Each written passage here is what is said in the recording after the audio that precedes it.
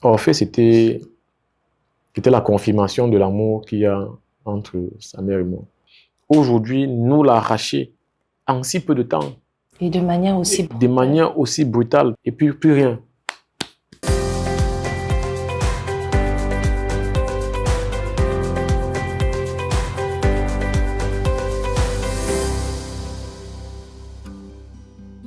Chers téléspectateurs, téléspectatrices, bonsoir et bienvenue dans votre émission mensuelle True Talks, édition spéciale ce soir car votre émission en général est consacrée à un débat féminin sans barrière et sans tabou. Exceptionnellement, aujourd'hui, nous allons recevoir un homme, mais c'est pour parler de l'histoire d'une jeune fille qui n'a même pas eu le temps d'arriver à l'adolescence. Nous abordons donc le sujet aujourd'hui de l'histoire macabre de l'assassinat et du viol de la petite Orphée. Survenue le 29 août dernier à Douala, elle a été retrouvée assassinée dans un caniveau. Elle a été balancée par les différents assassins dont l'identité reste encore inconnue.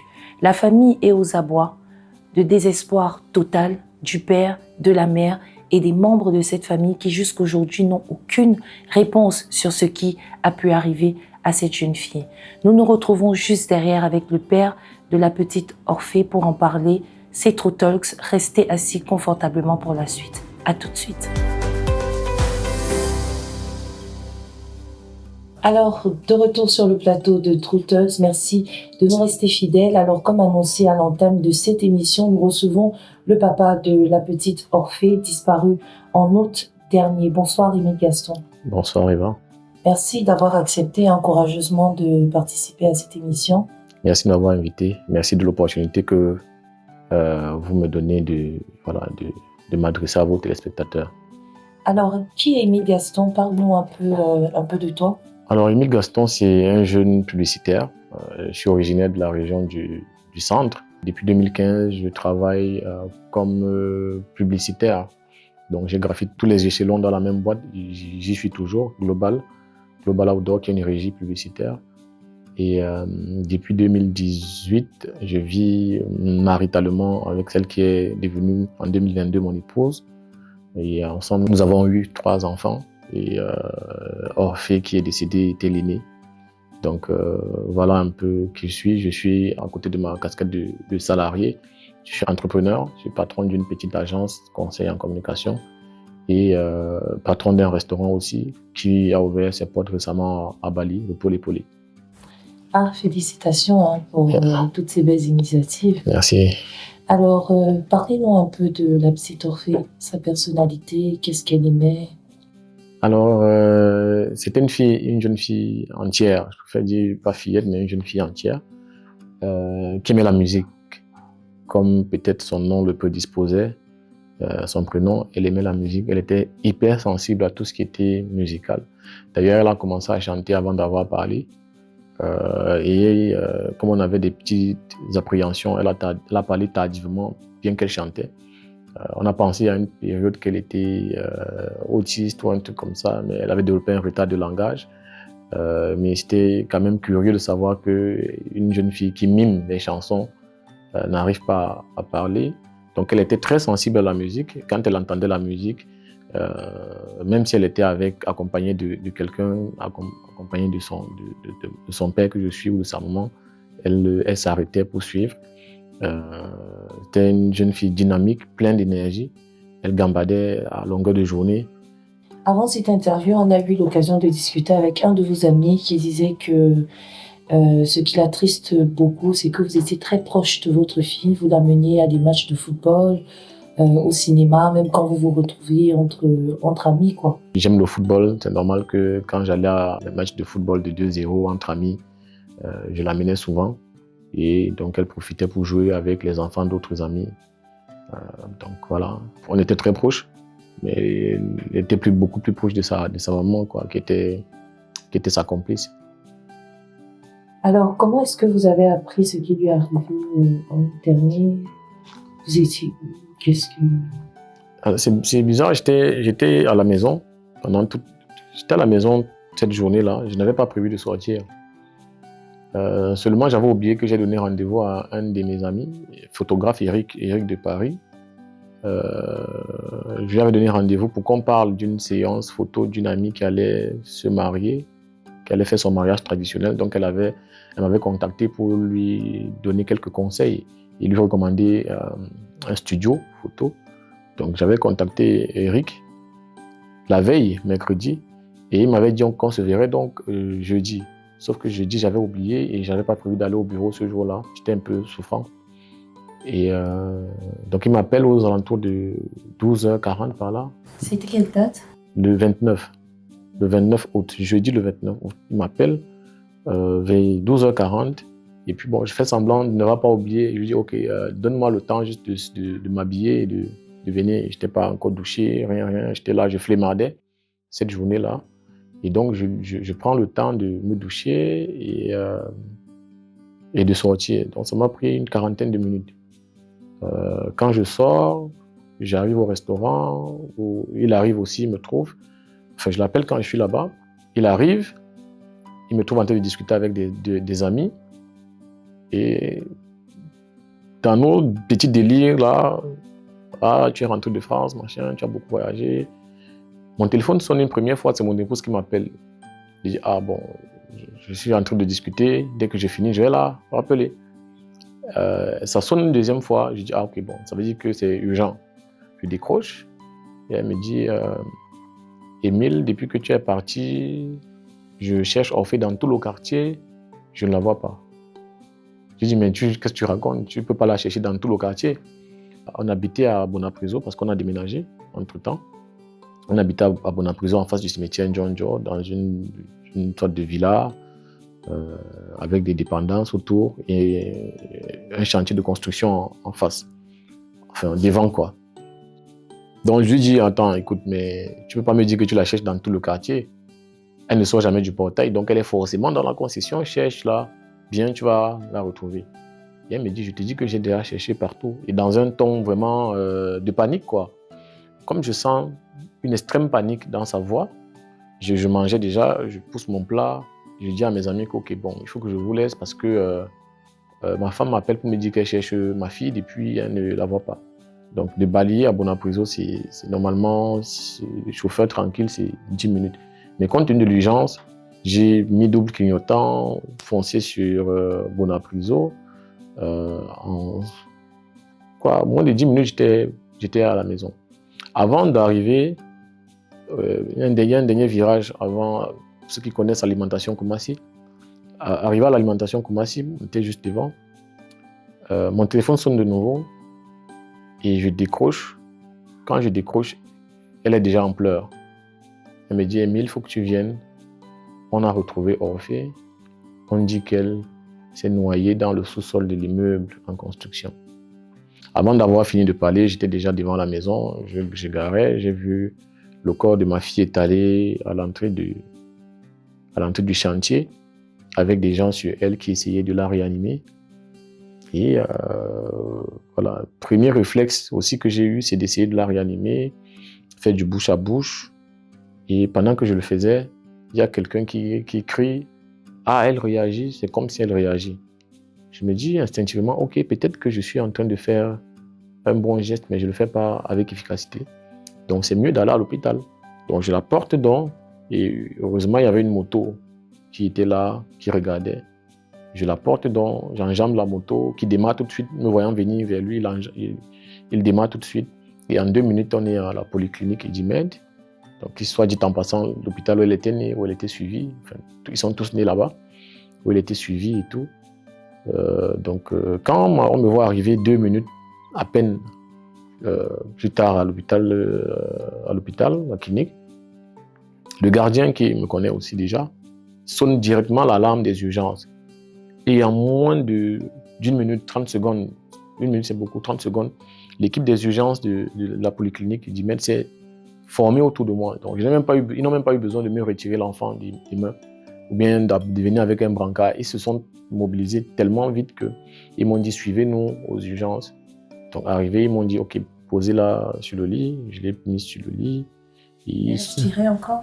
Je ne peux pas le savoir, je ne pense pas. Parce que plus tard, après avoir fait des manipulations, 10 minutes, ils ont pris 10 minutes là à rechercher des signes vitaux. J'imagine que c'est ce qu'ils faisaient. Donc, il examinait. Là. Ils examinaient, cherchaient le pouls, ils touchaient, ils essayaient de voir s'il y a un signe vital et tout. Après un certain temps, peut-être 5 à 10 minutes, il y a un médecin qui s'est retourné vers moi, je crois le docteur Kwam, qui s'est retourné vers moi, il a fait ce geste-là et j'ai compris qu'il n'y avait plus rien à faire, quoi. Je me suis effondré, ma femme qui était déjà arrivée, qui est venue juste après moi, était restée dehors. Donc maintenant il fallait sortir, quoi, pour lui annoncer que notre petite fille était décédée. Donc quand j'ai pu me relever, 5 minutes plus tard, je suis sorti. Je l'ai trouvé là, qui me regardait. Il est juste pris dans mes bras. Il m'a dit que voilà, c'est fini, c'est parti. Donc, elle a été effondrée en sanglots et voilà. C'est comme ça que ça s'est passé. Et après, quelles ont été les démarches que vous avez entreprises? Est-ce qu'il y a une autopsie qui a été faite? Est-ce que vous souhaitez en parler un peu? Qu'est-ce qu'Orphée a subi? Bon, en temps normal, je n'aurais pas dû avoir accès aux informations, mais je les ai eues. Je les ai eues parce que bon, il y a eu du laxisme aussi de la part des personnes qui auraient dû conduire ces éléments-là. Par la suite, je vais y aller posément pour que vous compreniez. On a pris 40 minutes à peu près entre convaincre les dirigeants de la polyclinique de nous remettre le corps. Parce que chez nous, la tradition veut qu'on ne dorme pas avec le cadavre de l'enfant, il faut enterrer tout de suite et tout. Et comme on était resté sur l'idée que l'enfant a été noyé, parce que c'est ce qu'on a entendu, c'est ce qui m'avait été dit par ma femme au téléphone, et c'est ce qu'on lui avait dit aussi au moment où on retrouvait le corps. Les dirigeants ne voulaient pas trop me donner le corps, quoi, en disant que bon, c'est quand même la mort d'un enfant et tout. J'ai dit non, c'est ma fille, c'est mon enfant. Faites toute la documentation qu'il faut, je vais signer parce que j'ai appelé au village qu'on m'apprête tout pour l'enterrement. Je vais voyager toute la nuit. On nous restitue le corps vers 16h30 par là. Et il faut faire une petite valise pour aller au village parce qu'on ne sait pas quand est-ce qu'on va revenir. Donc, et là, ça commence à chuchoter un peu. Et j'avoue que moi, je n'écoute pas les gens qui chuchotent. Je les entends, mais je ne les écoute pas vraiment. Les gens se posent des questions. Et puis, quand on rentre à la maison, comme on a parlé de noyade, tout le monde s'engouffre dans la maison et les gens commencent à inspecter. Chacun se mue un peu en enquêteur et tout ça.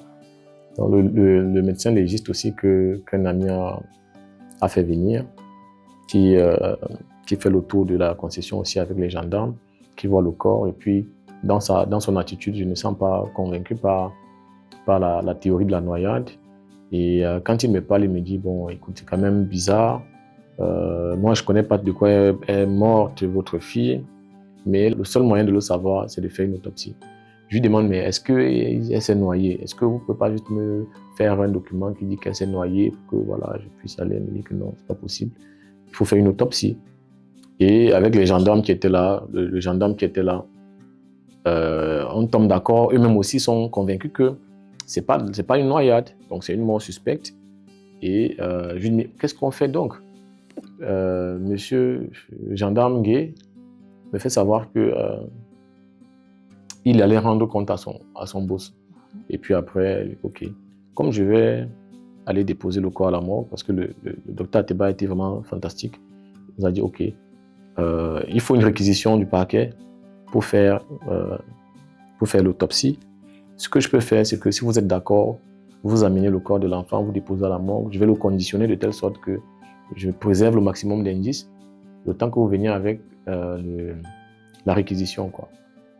Et donc le lendemain, le gendarme Gué part, et pendant que nous on est à l'hôpital, il y a ma grande sœur qui appelle pour dire qu'il y a des gens qui sont en train de déménager, de quitter le chantier. Parce que c'est un chantier où les gens vivent. Et c'est dans le sous-sol de ce chantier-là qu'on a retrouvé la petite. Donc je rappelle le gendarme Gué qui revient. Et quand je lui reparle vers 20h après mon retour de la morgue, il me dit non, bon, on lui a dit que c'est les enfants qui étaient en vacances là, qui sont arrivés en fin de séjour, qui rentrent Donc, il n'y a pas de problème. Il avait pris au préalable, la première fois qu'il était là, il avait pris ma filiation, celle du chef chantier et celle de la dame qui a trouvé le corps. Sur l'insistance des gens qui étaient là, il y avait une petite foule, au moins 50 personnes qui étaient là. Je dis, mais attends. Je dis, non, bon, là, on a déjà déplacé le corps, bon, il va rendre compte et tout à son chef. Et il nous a donné rendez-vous le lendemain à 9h. Comme il partait là, il allait monter la réquisition. Le lendemain à 9h, l'adjudant-chef Ndongo Zibi allait signer pour que ça aille vite et tout.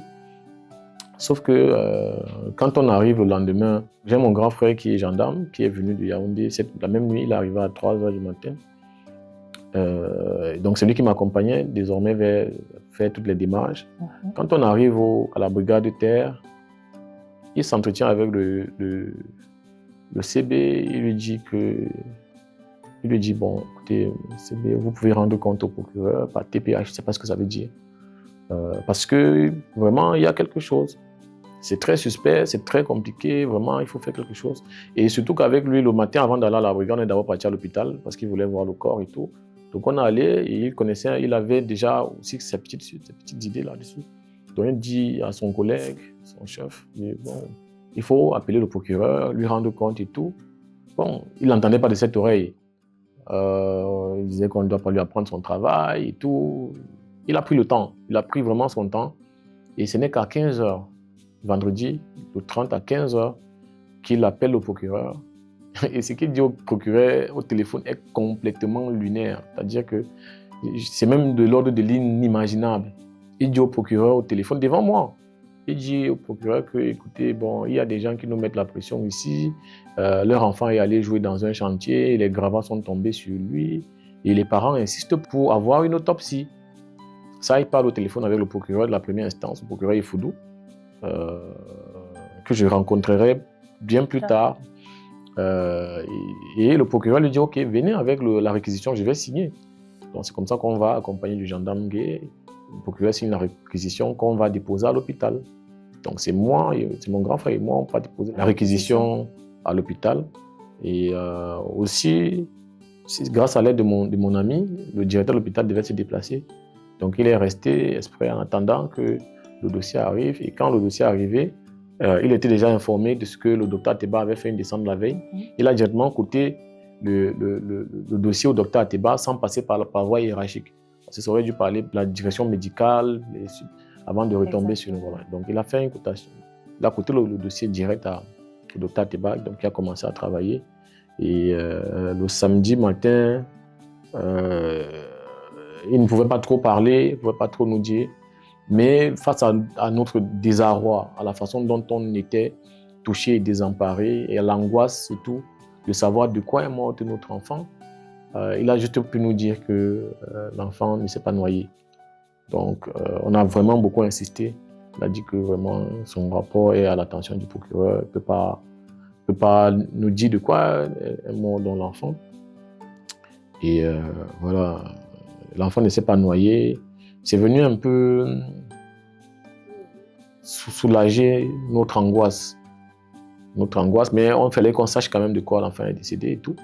Donc le même samedi, on repart à la brigade terre, on va et on dit ce qu'on sait au CB. On dit bon, l'enfant ne s'est pas noyé, ça c'est une certitude, on a déjà l'information. Il dit non, lui il attend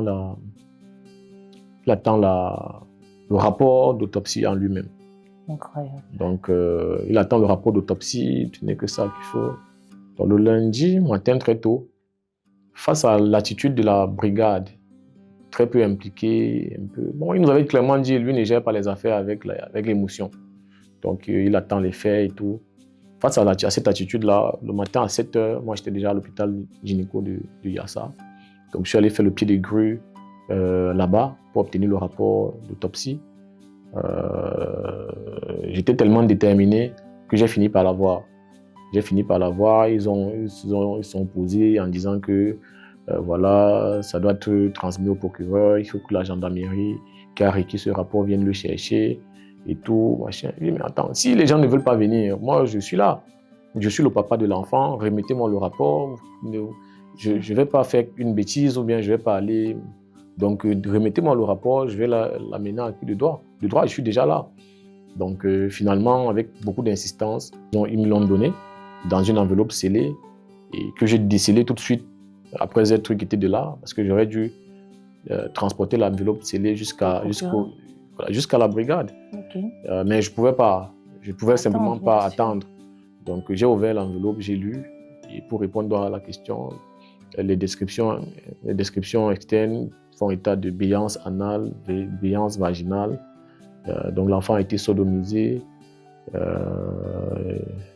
et il y avait des indications qui montraient qu'il y avait un manque d'oxygénation du sang, donc par la décoloration des extrémités notamment qui traduisent un manque d'oxygénation, donc elle aurait été étouffée aussi dans le même temps. Donc cause du décès, violence physique. Donc j'ai le rapport, je suis accompagné de mon grand frère qui conduit et on appelle l'avocat, un avocat qui nous avait déjà été recommandé dès le lendemain. On appelle l'avocat et qui nous dit bon, ne me trouvez plus au bureau, trouvez-moi directement au parquet de la grande instance. Et arrivé là-bas, il avait commencé à en parler à un substitut. Et quand on arrive avec le rapport, le substitut Nja, que je salue, qui est le substitut numéro 6, qui ouvre le rapport. Il lit, quand il lit, il frappe du poing sur sa table tellement fort que j'ai peur, il dit merde, c'est pas possible. Ça, c'est quoi ça? Et tout ça. Vraiment, il vocifère fort et il se lève. Il va dans le bureau de son chef, le procureur municipal, qui entre-temps m'avait été recommandé. Parce que j'avais demandé à l'avocat en chemin qui était le procureur, quel était son nom. Il m'a dit municipal. Et ça a attiré mon attention parce que ma fille allait à l'école municipal. Je lui demande, mais est-ce qu'il n'a pas un rapport avec l'école municipale qui est à Bali? Il me dit, bon, il ne sait pas. Il sait simplement qu'il est de Bali. Ok, bon. J'appelle donc la directrice de l'école. Et donc, je pense à elle. Elle est directrice d'une école qui s'appelle municipale. Et je lui donne donc les causes au téléphone. Elle-même, elle est désemparée, elle est révoltée parce que c'est un enfant qu'elle a eu, voilà, qu'elle a encadré. Et elle me dit, oui, c'est mon neveu, je l'appelle. Donc, le procureur a déjà envoyé l'affaire au central dès le 2 septembre. Là-bas, ils ont interpellé les habitants du chantier. Là, on a trouvé le corps, ils ont fait des convocations. Et en tout, je pense, c'est 26 personnes qui ont été interrogées. Les 26 personnes qui auraient pu être en contact avec l'enfant d'une manière ou d'une autre cette journée-là. Et dans l'intervalle, nous, on a obtenu du parquet qu'on puisse avoir l'autorisation d'inhumer. Donc, on a été coupé de l'enquête pendant à peu près 2 semaines et demie. Et à notre retour sur Douala, on s'est rendu au central pour demander à quel niveau se trouve l'enquête. Malheureusement, le central n'avait pas avancé, évoquant qu'il y avait eu une affaire d'assassinat à Bali et que... La fameuse affaire des microbes. Voilà, il y a eu des arrestations en masse et une bonne quantité, à peu près une centaine qui avait été envoyée au commissariat. Il fallait les auditionner, les auditions prennent du temps, il fallait les auditionner et tout. Donc après un mois de disparition de ma fille, il n'avait pas avancé au-delà des faits qui étaient présentés, quoi. Non, je veux dire même au-delà des auditions. Donc, le 29 septembre, rentrant de la messe et en colère, je fais une publication sur Facebook où je crie ma déception et ma douleur, qui est la nôtre. Et je sors du village où on demande aussi des comptes, où ma belle famille demande des comptes, où ma famille demande des comptes de ce qui s'est passé avec notre enfant. Donc, j'arrive dans un environnement où je rentre confiant en sachant que je vais arriver, un mois plus tard, on aura quand même déjà retrouvé, arrêté quelqu'un ou bien trouvé un coupable. Mais ce n'était pas le cas. Donc j'ai fait cette publication-là. Et je parlais tout à l'heure du procureur Ifoudou. Le lendemain, le procureur Ifoudou de la première instance m'appelle. Enfin, il demande à me recevoir, quoi. Quand je vais à son bureau, il est surpris un peu d'apprendre une affaire comme celle-là. Je lui explique que voilà, c'est lui qui a signé. C'est le procureur à qui on avait dit que les gravats étaient tombés. C'est exactement ça. Donc je lui dis que mais il ne doit pas être surpris parce que c'est lui qui a signé la réquisition pour qu'on fasse l'autopsie. Il me dit non, c'est pas possible, ce n'est pas lui. Je vais insister, il dit non, c'est pas possible. Je lui dis ah ok, je comprends. Monsieur le procureur, vous avez été très mal renseigné ce jour-là. Parce qu'on nous a appelé devant moi. Et ce qu'on vous a dit, c'est qu'un enfant est allé jouer dans un chantier et les gravats sont tombés sur lui et que l'enfant est décédé. Les parents veulent. Je me dis, bon voilà, ça par contre, je m'en souviens. Donc, c'est-à-dire que le rapport qu'on lui a fait n'était pas bon. C'est-à-dire que la façon dont l'unité de gendarmerie qui est venue ce jour-là a géré cette affaire, c'était avec la plus grande des négligences. Je préfère le dire clairement.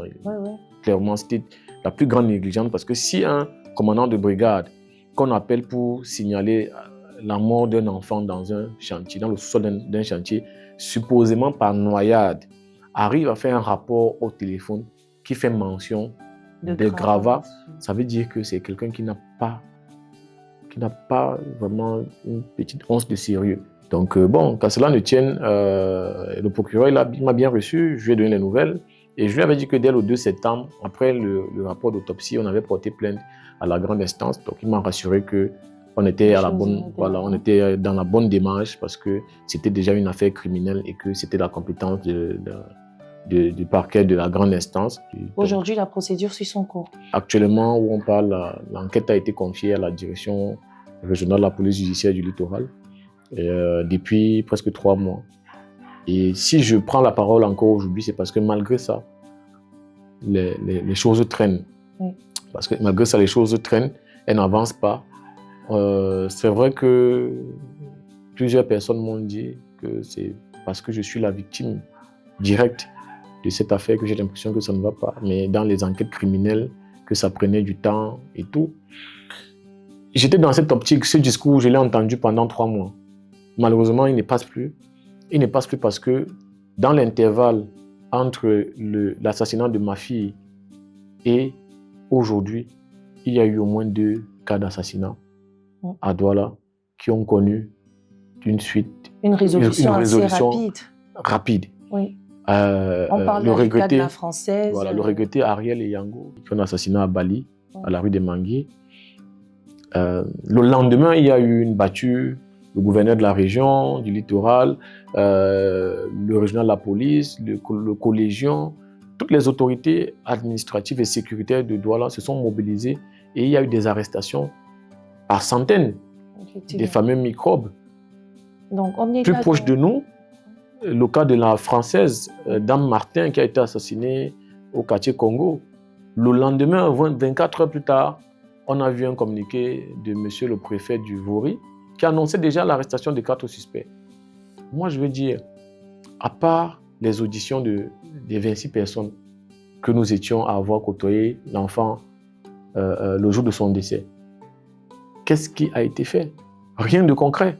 Justement, rien. Dans votre affaire, on est donc là face à des autorités qui ont été diligentes, qui ont diligentes. Certaines qui ont été diligentes. Le parquet, principalement, a été très diligent. Je ne suis pas entré au parquet et ressorti les bras vides, les mains vides. Mais les actions sur le terrain ne suivent pas. Mais pourquoi ça ne suit pas? Tu n'as pas d'autre réponse. Alors, Émile, Gaston, comment est-ce que cette tragédie a-t-elle affecté votre famille? Aujourd'hui, on est une famille brisée, il faut le dire. On est une famille brisée en 1000 morceaux. On essaie de se reconstruire. Parce que, en fait, c'était la confirmation de l'amour qu'il y a entre sa mère et moi. Aujourd'hui, nous l'arracher en si peu de temps. Et de manière aussi brutale. De manière aussi brutale. C'est-à-dire qu'on se lève un matin, on est tous là, bien joyeux, bien contents, la rigolade dans la maison, et puis plus rien. Quelqu'un qui a partagé votre quotidien pendant plus de 5 ans. Du jour au lendemain, plus rien. Plus rien, on ne sait plus quoi faire. On ne sait plus où se retrouver. On ne sait plus si ça vaut la peine de vivre. Je ne parle même pas de vivre notre amour. Parce qu'aujourd'hui, il y a très sincèrement, il y a des jours où je m'endors et je n'ai pas envie de me réveiller. Je n'ai pas envie de me réveiller parce que je n'ai pas envie de faire face à la réalité. Je suis déçu de me réveiller. On essaye de se reconstruire. On remercie les associations qui nous aident, qui continuent de nous aider par leurs conseils. Donc on remercie la famille, les amis qui sont là au quotidien, qui nous tiennent compagnie, qui s'assurent que nous ne manquions de rien. Mais honnêtement, on est brisé. On est brisé. Quel est le message que vous souhaitez faire passer d'abord aux autorités qui nous écoutent? Quelles sont vos attentes? Et également aux téléspectateurs, parce qu'aujourd'hui, c'est à vous que ça arrive. Demain, ça peut être quelqu'un d'autre, ça peut être une autre famille qui est touchée. Avez-vous un message en particulier en fin de cette émission à faire passer?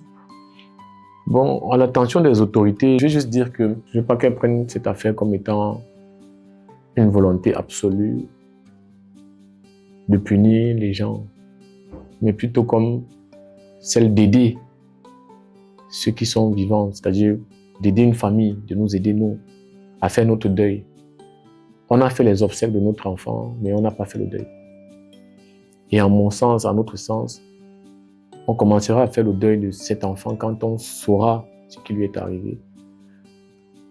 Le processus de guérison, je pense, va commencer à partir du moment où on aura attrapé les gens qui lui ont fait cela, qu'on aura su pourquoi on lui a fait cela, quelles étaient les motivations de ceux qui lui ont fait cela.